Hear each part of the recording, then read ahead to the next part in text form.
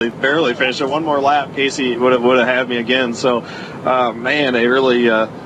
First, we had just an unbelievably fast car the whole time, and that last run, we just the car kept getting looser and looser and looser, and I did a poor job figuring out where I wanted to get around lap cars. They left me all kinds of room, and I just kept making my car looser and looser when I got in their dirty air. So anyway, I almost gave it away. I'm glad we didn't. Even the last corner, I was like, okay, I got a 2-car length lead, and I still drove into 3 too hard, and still got all the way up to the gray, and almost lost the race for these guys. So proud to be standing here. I'm glad that we got the win, and man, this race team's strong. What did you do right, do you think? It was a tough one. I mean, it wasn't an easy race to win. We had the wind. We had a lot of people spinning out. What is it that you did? You kind of held back. You were patient. Yeah, it was really interesting. Really, what I tried to do was, give Jason the best information I could give him. The first 120 laps, I probably didn't do the best job because we were in the front.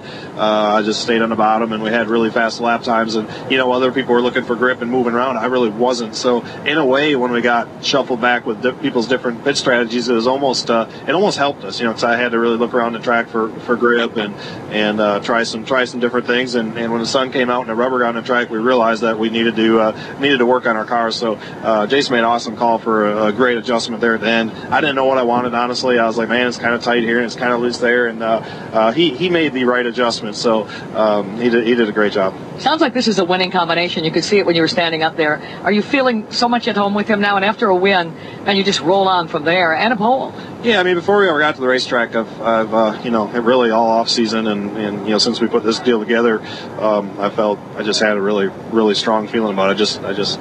I just did, and obviously I still do. So, we've had fast race cars. All the stars are aligned. I feel like we've had fast enough cars as an organization to win almost every race. With everything going right, we've had cars that have been that competitive. So, it's fun to drive cars this fast. It's a really, really special group. Jason's really a special guy leading it, and just the lucky guy that gets to hold the steering wheel. I want to ask you about the last lap before I let you go. You see Casey in your rear mirror. He almost got you once. Now, he told me after the race he would have had to come in and have some adjustments. He didn't think he could get to you. He almost did, then he fell back. What were you thinking, and were you very calm in that moment? That's what I was thinking. What are you thinking? So, with about 20 to go, I felt really good about things. We had a really big lead on them. I had something kind of where my car would work really good through 1 and 2. 3 and 4 was much more of a struggle, but I could yard him pretty good off of 2, and then we'd break even, or he'd get me a little bit in 3 and 4. And then once I started lapping traffic, and I just couldn't figure out where I needed to get around him, and it just would really slow me up. And I drove into, to pass the 47. For some reason, I thought he was going to go to the bottom, and he went to the top, and I was already committed to the top, and I almost stopped up there, and I bet you I gave up a second and a quarter to Casey right there, and that was the beginning of the struggle. It was I had to dig deep to get her back in front of him. Why is it everyone almost spun out in 2, and what did you feel inside the car? Well, there's a lot of things. The wind had a little bit to do with it. That made turn 2 and turn 3 a lot trickier than turn 1 and turn 4.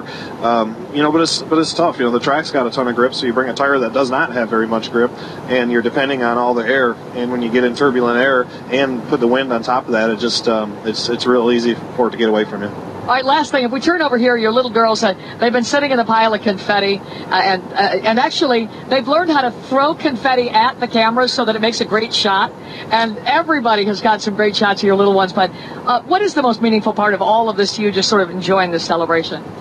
It's hard to pick just one thing. I mean, just winning. That's what we all do it for, and this is by far the best part of the sport. When you can win races, it's really hard to win these races, and you have to appreciate every single one of them as they come along, and really enjoy it in the moment, because you don't know if you'll ever get another one, or when or if you'll get another one. So just really enjoy it. Just love coming here and seeing the guys, and of course it's special when the girls can be here as well.